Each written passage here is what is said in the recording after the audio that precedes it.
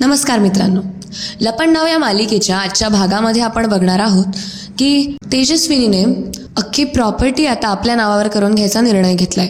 निर्णय म्हणजे खरं तर तसं म्हणायला गेलं तर सखी 21 वर्षांची पूर्ण झालेली आहे, त्यामुळे तिची प्रॉपर्टी ती तिच्या विलफुली म्हणजे तिच्या इच्छेनुसार इच्छेप्रमाणे कोणालाही देऊ शकते. सो असं तिला वाटत असतं तेजस्विनीला, आणि म्हणून तेजस्विनी तिला सखीला सांगते की तू ह्या पेपर्सवर सिग्नेचर कर. आता सखीला माहीत नसतं की ते प्रॉपर्टीचे पेपर्स आहेत. ती इन्शुरन्सचे पेपर दाखवत असते सुरुवातीला. तर आता तितक्यात कुल्फी जी आहे तिचा बाबा म्हणजे यांचे भांडणं सुरू असतात. आणि त्यामध्ये काय होतं की तो जो तिचा लहान दीर असतो तेजस्विनीचा म्हणजे कुल्फीचे बाबा, ते आता तेजस्विनीला म्हणत असतात की मग मी तिला सरकार वगैरे म्हणणार नाही, असं तसं, मी काही परशुराम सारखा नाही आहे. परशुराम म्हणजे त्याचा मोठा भाऊ असतो. आणि आता यांची हीच हुज्जत चाललेली असते. आणि आता लगेच कुल्फीची जी आई आहे ती पण आता लगेच ओरडते आणि ती म्हणते की गप्प बसा बहिणी, यांचं तोंड गप्प करा, नाही तर तितक्यात आता जोरात तेजस्विनी ओरडते. ती म्हणते बस, भरपूर झालं, बस, हे घर माझं आहे, या घरामध्ये आवाज फक्त माझा चालणार, आणि ज्यांना ते मान्य नसेल ना त्याने इथून चालतं व्हायचं. तेजस्विनी हसते आणि आता म्हणते की आणि जर सत्तेचं म्हणत असाल तर समोरचा त्या लायकीचा आहे म्हणून सत्ता त्याच्या हातात आहे, ही गोष्ट विसरू नका. तेजस्विनीचं हे रौद्ररूप बघून सखीच्या डोळ्यात पाणी आलेलं असतं. आता तेजस्विनीचं लक्ष सखीवर जातं आणि आता सखीला लगेच ती अलर्ट होते आणि लगेच सखीला म्हणते, सखी बाळा, सखी बेटा, चल पेपर्सवर सह्या कर चल कर. तेव्हा सखी म्हणते हो हो करते ना, करते. सखी खूप घाबरलेली असते. तेजस्विनी म्हणते की कर चल, पेपर्सवर सिग्नेचर कर, आपल्याला अजून केक कट करायचा आहे, हो ना. तेव्हा आता लगेच सखी म्हणते हो करते. आता सखी लगेच ते पेपर्स ओपन करते आणि त्याच्यावर एक केक करून सिग्नेचर करून टाकते. सखी कुठलाच विचार करत नसते आणि पेपर्सवर सिग्नेचर करून टाकते तिची. आणि आता लगेच ही तेजस्विनी मनोमन म्हणते की ह्या मूर्ख मुलीच्या एका सहीमुळे इतके वर्ष झाले मला जे हवं होतं ते मी मिळवलंच. आजपर्यंत मी या साम्राज्यात नावाची सरकार होते, पण आता हे साम्राज्यच आता पूर्ण माझ्या नावावर असेल, माझ्या. आता सखी एक एक पेज टर्न करून सिग्नेचर करत असते आणि सखीचे सिग्नेचर्स होतात तेव्हा सखी लगेच ती फाईल जी असते ते फोल्डर जे असतं ते लगेच आता तेजस्विनीला देऊन देते. आता तेजस्विनी बघते तर सगळे सिग्नेचर्स केलेले असतात. तितक्यात आता तिथे दरवाजातून वकील येतो आणि तो वकील आता आतमध्ये डोकावून बघत असतो. आता सिग्नेचर झाल्यानंतरून तेजस्विनी लगेच जात असते आणि लगेच सखी तिच्या मागे येते आणि म्हणते की आई अगं केक. तेवढ्यात आता तेजस्विनी मागे वळेल तोपर्यंत तिकडनं वकिलाचा आवाज येतो आणि तो म्हणतो नमस्कार मॅडम. आता तो वकील येतो. त्या वकिलाचं नाव असतं पुरोहित वकील. सो तो येतो. आता त्याला येताना बघून लगेच ही जी असते तेजस्विनी ती म्हणते पुरोहित, आज तुम्ही इथे कसे. तितक्यात आता सखी म्हणते की किती दिवसानंतरून आलात अंकल. तेवढ्यात आता पुरोहित म्हणतो की हो, कामाच्या व्यापामुळे जमलंच नाही बेटा, by the way belated happy birthday. तेवढ्यात आता लगेच सखी म्हणते थँक्यू, पण तुम्ही आज कसे काय आला तिथे. तेवढ्यात आता वकील म्हणतो की आज काही केल्या मला इथे यायचंच होतं, आजची तारीख काही केल्या मला मिस करायची नव्हती, मिस करणारच नव्हतो मी. तेवढ्यात आता लगेच कुल्फीची आई म्हणते की का बरं, असं कशासाठी. तेव्हा वकील तो पुरोहित म्हणतो की काय ना की त्याचं कारण असं आहे की सखीचे बाबा राघव कामत त्यांच्या मृत्यूपत्रांचे जे पेपर्स आहेत ते आज उघडकीस आणायचे आहेत. त्यांच्या मृत्यूपत्रात जे काही लिहिलेलं आहे ते सगळ्यांसमोर सांगायचं आहे. तेवढ्यात आता म्हणजे अजून एक पेपर बाकी आहे राघवच्या मृत्यूपत्रातला. तेवढ्यात आता तेजस्विनी म्हणते राघवच्या मृत्यूपत्रातला एक पेपर बाकी असं. तेव्हा पुरोहित म्हणतो की हो, ॲक्च्युली विषय असा आहे की राघव सरांनी काही दिवस आधी एक नवीन मृत्यूपत्र तयार केलेलं होतं आणि सखी 21 वर्षांची झाली की त्याच्या दुसऱ्या दिवशी ते मी वाचायचं असं त्यांनी मला सांगितलेलं होतं आणि आज तोच दिवस आहे. तेवढ्यात आता परशुराम म्हणतो की काय, दादाचं अजून एक मृत्यूपत्र होतं. तेव्हा तो वकील म्हणतो की हो बरोबर. तेवढ्यात आता लगेच तेजस्विनी म्हणते पुरोहित आपण स्टडीमध्ये जाऊन बोलूया चला, म्हणजे स्टडी रूममध्ये. तेवढ्यात आता तो वकील जो असतो पुरोहित तो म्हणतो नाही मॅडम, विलच्या क्लॉजनुसार विलचं वाचन सगळ्यांसमोरच होईल आणि होणं गरजेचं सुद्धा आहे. आता नंदिनी येते आणि बसून घेते. ती काही न विचार करता सरळ तिथे बसते आणि मनोमन विचार करते की या आता राघवने आता काय घोळ घालून ठेवलेला आहे काय माहिती, आणि त्याने त्याबद्दल मला कसं त्याबद्दल त्याने मला कसं सांगितलं नाही. तेजस्विनी बसते आणि म्हणते वकिलाला की या बसा. तेव्हा आता तो बसतो आणि तो आता लगेच म्हणतो की सखी बेटा तू पण ये प्लीज बस. तेव्हा आता सखीला पण तो बोलवतो आणि तर परशुराम आणि त्यांना तो सांगतो की तुम्ही पण या सगळे या.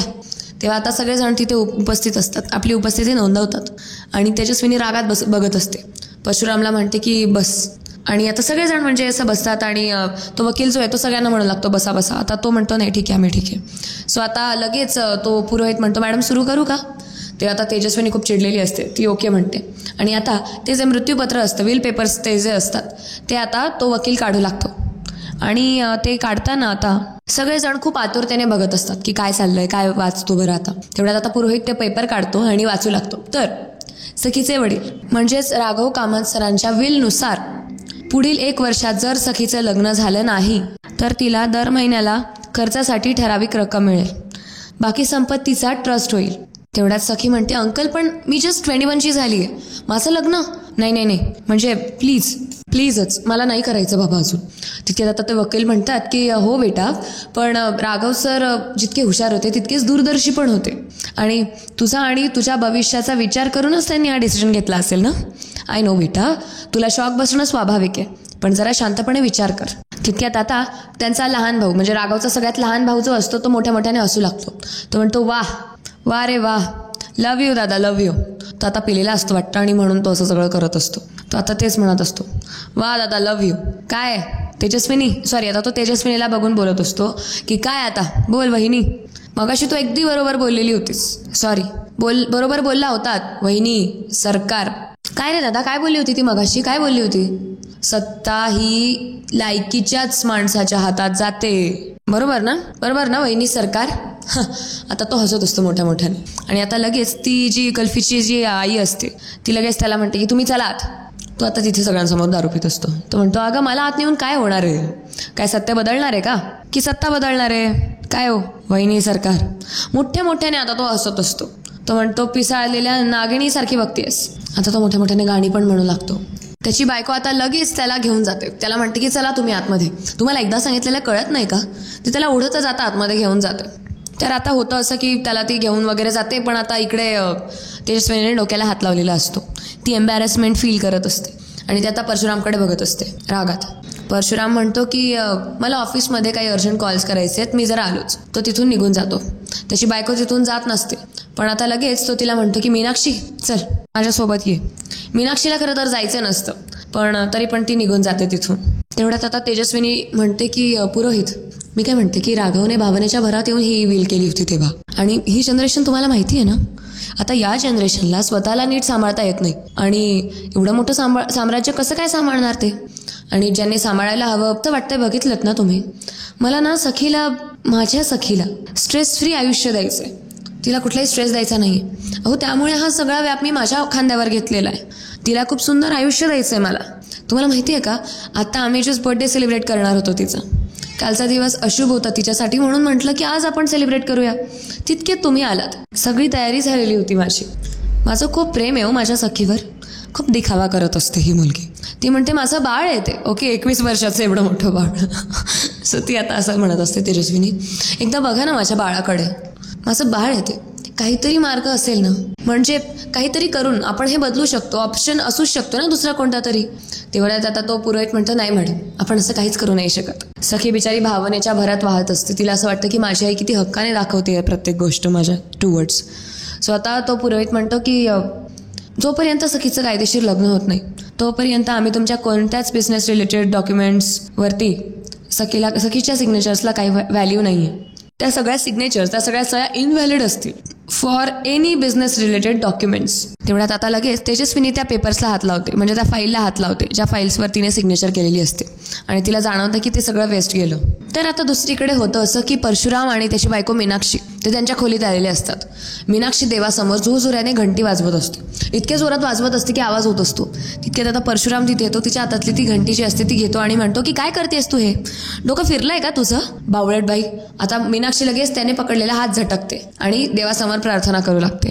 हात जोडते देवासमोर आणि म्हणते की आई तुझी कृपादृष्टी झाली, आता खरा खेळ रंगणार आहे, कारण या घराच्या विनाशाला सुरुवात झाली आहे.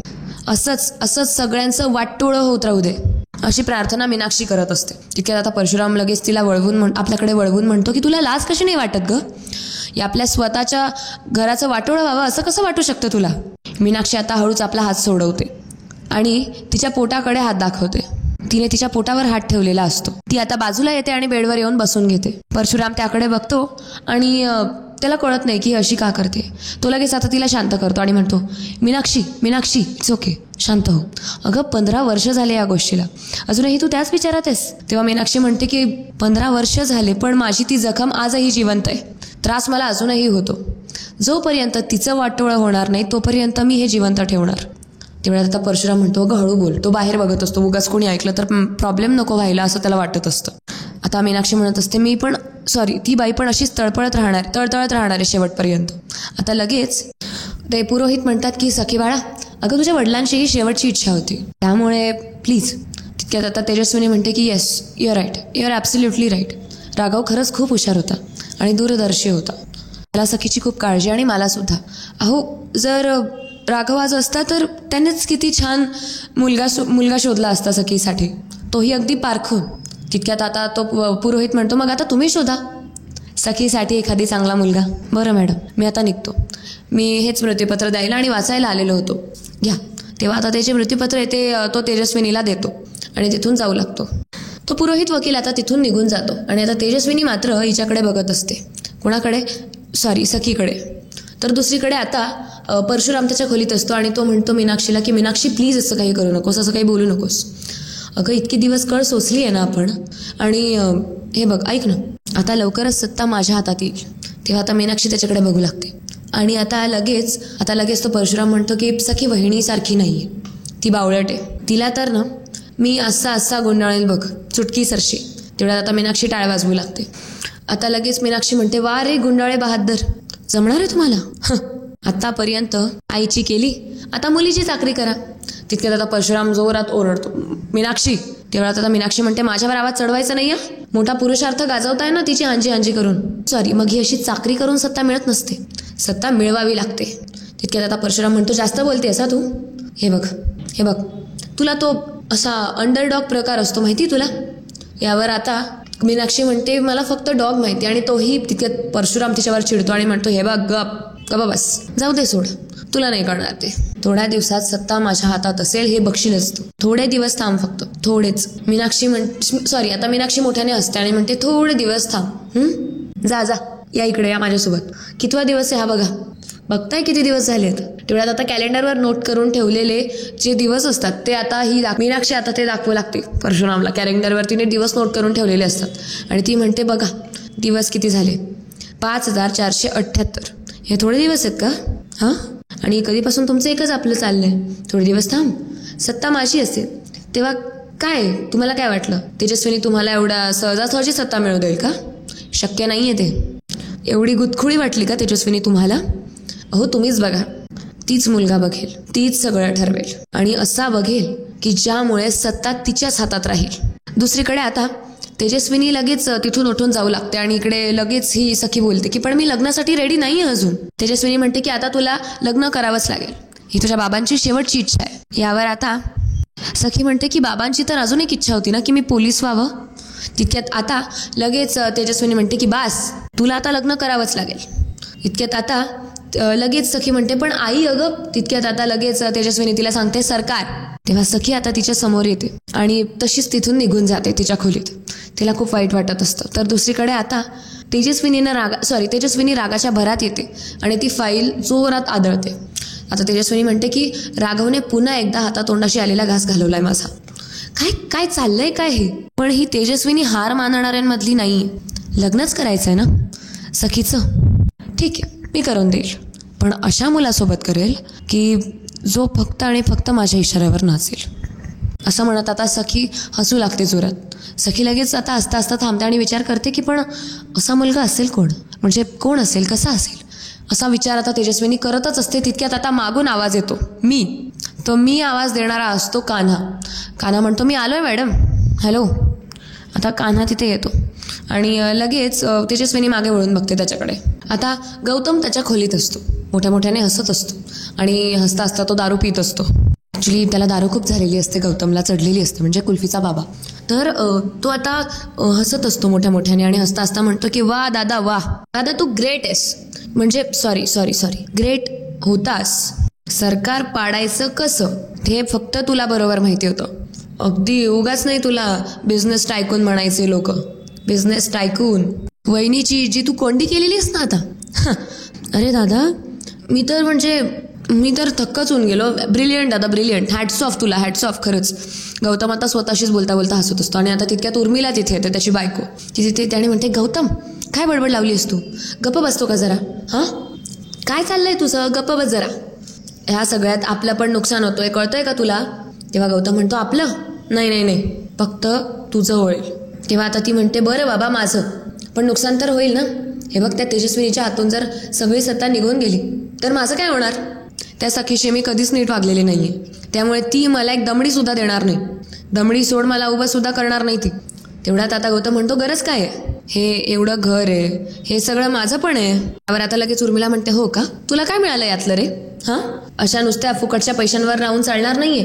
किमान मला माझ्या मुलीच्या फ्युचरसाठी तरी काहीतरी केलं पाहिजे. तेवढ्यात आता गौतम हसतो आणि म्हणतो, काही ना काहीतरी मध्ये चोरी पण येते का? तो गौतम एका ड्रॉवरमधून चांदीची भांडे काढतो आणि ते चांदीचे भांडे त्याला माहिती आहे हे बघून लगेच उर्मिला थक्क होते. म्हणजे ते चोरून आणलेले असतात, तिने घरातूनच चोरलेले असतात. त्यामुळे तो म्हणतो की आपल्याच घरात कोण चोरी करतं? तेव्हा आता उर्मिला थोडी थक्क होते. उर्मिलाची चोरी पकडली जाते, तिच्या चेहऱ्यावरचा रंग उडून जातो. तर दुसरीकडे कान्हा जो आहे तो इकडे आलेला असतो तेजस्विनीच्या घरी. कान्हा म्हणतो, मी तुमच्याशी बोलायला आलो, तुम्ही म्हणाला होतात ना. मी म्हटलं की बोलून यावं तुमच्याशी एकदा. तेवढ्यात आता कान्हाचे जे चिखलाचे पाय असतात ते सगळीकडे उमटत असतात आणि तेजस्विनी त्याच्याकडे बघते आणि ते पाय उमटलेले तिला दिसतात. तेव्हा ती म्हणते, थांब. आता कान्हा तिथेच थांबतो आणि तेजस्विनी म्हणते की तिथेच थांब. आता ती खाली बघू लागते. ती जिथे बघते तिथे कान्हा पण बघू लागतो आणि कान्हाला दिसतं की त्याची जी चप्पल आहे ती चिखलाची होती आणि सगळं भरून गेलेलं आहे तिथे. तेव्हा तेजस्विनी त्याच्यावर खूप चिडते आणि म्हणते, एक पाऊल जरी पुढे टाकलास ना तर बघ, कुठे मेले घरातले सगळे? ते आता मोठ्याने आरोळ्या मारू लागते. कुठे मेले घरातले सगळे? आता सगळे तिथले केअरटेकर्स वगैरे येतात, तिथले जे लोक असतात ते सगळे येतात आणि त्यांना आता तेजस्विनी सांगते की 1 सेकंदाच्या आत त्या माणसाला घराबाहेर फेका. तेवढ्यात आता कान्हा म्हणतो की मॅडम एक सेकंड, तुम्ही मला ओळखलं नाहीत. अहो काल मी तुमच्या मुलीचा जीव वाचवला. काल मी मंडळामध्ये सखी सदन चाळीमध्ये, आठवतंय का तुम्हाला कदाचित मी आठवत नसेल. तेवढ्यात आता तेजस्विनी थांबते आणि लगेच मागे बघते. आता तिथले जे 2 माणसं असतात, सर्वंट्स असतात, ते दोघेही त्याला हात धरून बाहेर काढत असतात. पण आता कान्हा म्हणतो, एक मिनिट, त्यांनी मला ओळखलं, माझा हात सोडा, अंगाला हात लावण्याचं काम नाहीये. तेवढ्यात आता तेजस्विनी बघते आणि त्याच्या जवळ येते. कान्हा लगेच म्हणतो, काय मोठी लोक आहे तुम्ही, विसरलात ना लगेच? पण काय आता ठीक आहे, आता ओळखलंय मला त्यांनी. तुम्ही मला म्हणालात ना नोकरी म्हणून मी आलो इथे. आता तेजस्विनी तिथल्या एका सर्वंटच्या जवळ येते आणि त्याच्या कानात मारते आणि जोरात ओरडते, आउट. आता ते सगळे लोक त्याला धरतात आणि मध्ये घेऊन जातात. आणि आता सगळे लोक त्याला तिथले पकडतात. बाहेरून 2 सिक्युरिटीज येतात, घरातले 2 सर्वंट्स येतात आणि ते चौघं त्याला बाहेर काढत असतात. बाहेर काढताना तो म्हणतो की अहो, तुम्हीच बोलला होतात ना की मी तुला काम देईन म्हणून. आणि हो, आणखीन एक गोष्ट, मला कामाची खूप जास्त गरज आहे, प्लीज तुम्ही सांगाल ते काम करायला तयार आहे. ओ मॅडम, हॅलो. आता तेवढ्यात लगेच तेजस्विनीला काहीतरी आठवतं आणि तेजस्विनी जेव्हा त्या मृत्यूपत्राकडे बघते तेव्हा तिला काहीतरी दिसतं आणि ती लगेच मनोमन विचार करते की माझ्यासाठी काहीतरी करू शकते ती फक्त मीच करू शकते, सरकार. सगळ्यात आधी मला सखीसाठी मुलगा शोधावा लागेल जो फक्त आणि फक्त माझ्या इशाऱ्यावर नाचेल. आता त्या कान्हाला त्यांनी बाहेर दिलेलं असतं, ते त्याला बाहेर काढून टाकतात आणि आता इकडे तेजस्विनी विचार करत असते. आता जो कान्हा आहे, जे बाहेर काढणारे लोक आहेत त्यांच्यासोबत तो बोलत असतो कान्हा की कदाचित तुमच्या मॅडमने मला ओळखलं नसेल, पण तुमच्या सखी मॅडम मला ओळखतात, त्यांना बोलवा ना, त्या मला ओळखतात. पण ती माणसं काहीच न ऐकता म्हणतात की चल निघ इथून. आता लगेच कान्हा म्हणतो, याला काय अर्थ आहे? आधी तुमच्या बेबी सरकारला सांगा, त्या ओळखतील मला, ते येतील इथे. तितक्यात तो सिक्युरिटी म्हणतो की तुला निघ म्हटलं ना, लगेच निघायचं इथून. तितक्यात आता कान्हा म्हणतो की तुमचा विश्वासच बसत नाहीये का? 1 मिनिट, हे बघा, काल तुमच्या बेबी सरकारचा मी जीव वाचवला म्हणून सरकार मला म्हणाल्यात की मी तुला नोकरी देईन, म्हणून मी इथे आलो, हे बघा. तेवढ्यात आता ते सिक्युरिटीज तो व्हिडिओ बघू लागतात. व्हिडिओ क्लिप जी आहे ती ते सिक्युरिटीज बघतात आणि त्याच्यामध्ये तो कालचा जो सीन असतो त्यांचा सखी सदन चाळीतला तो ते बघतात. म्हणून आता ते बघून झाल्यानंतर कान्हा म्हणतो की बघितलं, बोललो होतो ना मी, म्हणून खरं तर मी इथे आलेलो होतो, प्लीज. तेवढ्यात आता सिक्युरिटी म्हणतो, एकदा विचारूयात का रे आपल्या तेजस्विनी मॅडमना? तेव्हा आता लगेच तिथले ते सर्वंट्स म्हणतात की आहे तो ताप काय कमी आहे का डोक्याला? उगाच कामं नका वाढवू, चला मध्ये आपल्या कामाला. तितक्यात तो सिक्युरिटी म्हणतो की तू का उभा आहेस रे इथे, चल निघ. तितक्यात आता दुसरा सिक्युरिटी म्हणतो की गप रे तू, एकतर खोटं बोलून आत गेलास, नंतर मॅडमच्या मागे लागलास आणि 70 लाख, अरे 70 लाख बघायची लायकी तरी आहे का तुझी? तितक्यात आता लगेच कान्हा म्हणतो, लायकी काढायची नाही दादा, कर्तृत्व सिद्ध करायला लायकी नाही लागत, हिंमत लागते. आणि हिंमत माझ्यामध्ये ठासून भरलेली आहे. 70 लाख काय 70 करोड पण हे असे असे 70 उभे करेल मी. आणि 17 सेकंदही नाही लागणार मला तुमच्या या बंगल्यात येऊन राहायला. आता तो सिक्युरिटी हसू लागतो मोठ्या मोठ्याने. आणि आता लगेच त्या सिक्युरिटीच्या हातामध्ये एका सिगरेटचं पॅकेट जे असतं ते कान्हा देतो आणि म्हणतो मजा करा, हे घे तुमच्यासाठी. तेव्हा आता ते पॅकेट देऊन तो तिथून जातो. तर दुसरीकडे सखी तिच्या खोलीत असते. तिच्या रूममध्ये आता ती तिच्या लहानपणीचे फोटोज बघत असते. तिच्या बाबांचे, तिच्या आईसोबतचे सगळे फोटोज बघून तिला एकच गोष्ट आठवत असते ती म्हणजे पुरोहित वकीलचे बोललेले असतात. ते बोललेले असतात की तुझ्या बाबांच्या इच्छेप्रमाणे पुढील 1 वर्षात सखीचं जर लग्न झालं नाही तर दर महिन्याला खर्चासाठी ठराविक रक्कम मिळून बाकी संपत्तीचा ट्रस्ट होईल, म्हणजे डोनेट होईल. तेवढ्यात तिला दुसरीकडे तेजस्विनी पण बोललेली काय असते ते आठवतं की आता तुला लग्न करावं लागेल, तुझ्या बाबांची शेवटची इच्छा होती ती. सो आता तेच सगळं चाललेलं असतं. तर लगेच सखी विचार करत असते की ह्या एक छोटा कागदाचा तुकडा माझं फ्युचर नाही ठरवू शकत किंवा मी त्याच्या इशाऱ्यावर नाही नाचू शकत. मला बाबांचं स्वप्न पूर्ण करायची इच्छा होती. माझ्या स्वप्नांचे तुकडे हा कागदाचा तुकडा नाही करू शकत. मी लग्न करून नाही पण पोलीस म्हणून तरी बाबांचं स्वप्न पूर्ण करेन. ठरलं तर मग आता काहीही झालं तरी ही सखी राघव कामत लग्न करणार नाही असं सखी ठरवते. दुसरीकडे आता पुढील भागात आपल्याला बघायला मिळणार आहे की तेजस्विनी परशुरामला सांगत असते की कामत ग्रुप ऑफ कंपनीजच्या वारसदाराचा म्हणजे मुलीचा, त्या घरातल्या मुलीचं लग्न असणार आहे. खूप मोठा इव्हेंट असेल, ते थाटात झालं पाहिजे. एकुलता एका मुलीचं लग्न आहे, ते दिमाखातच झालं पाहिजे. तितक्यात आता सखी तिथे येते आणि म्हणते की पण मला हे लग्नच करायचं नाहीये आणि पहिले बाबांचं स्वप्न आणि मग लग्न. तितक्यात आता तेजस्विनी म्हणते माझ्या विरोधात जर जायचं असेल तर या घरात राहता येणार नाही तुला. तेवढ्यात आता सखी म्हणते जर तसं असेल तर हे घरच सोडते, हे घरच मी सोडून देईल. तर दुसरीकडे आता पुढील भागात आपल्याला आणखीन एक गोष्ट बघायला मिळणार आहे, ते म्हणजेच तेजस्विनीच्या गाडीच्या समोर चुकून कान्हा येतो आणि तो काहीतरी बोलतो. सो तेजस्विनी त्याला म्हणते की माझ्या समोर नसता शहाणपणा करायचा नाही. तेव्हा कान्हा म्हणतो अजून शहाणपणा दाखवला कुठे आहे मी, आता तर मी दाखवणार आहे. आता असं ऐकल्यानंतर तेजस्विनीला आणखीनच राग येतो, ते आणखीनच चिडते. सो अशा आपल्या डेली टुडेज व्हिडिओसाठी आपल्या चॅनलला सबस्क्राईब करा, त्यामुळे तुम्हाला डेली अपडेट्स मिळत राहतील. हा होता आजचा व्हिडिओ आणि पुढचे एपिसोड्स आणखीनच छान छान असणार आहे. त्यामुळे न विसरता चॅनलला सबस्क्राईब करा, व्हिडिओला लाईक करा आणि आजचा व्हिडिओ कसा वाटला हे कमेंट्समध्ये सांगायला विसरू नका. धन्यवाद.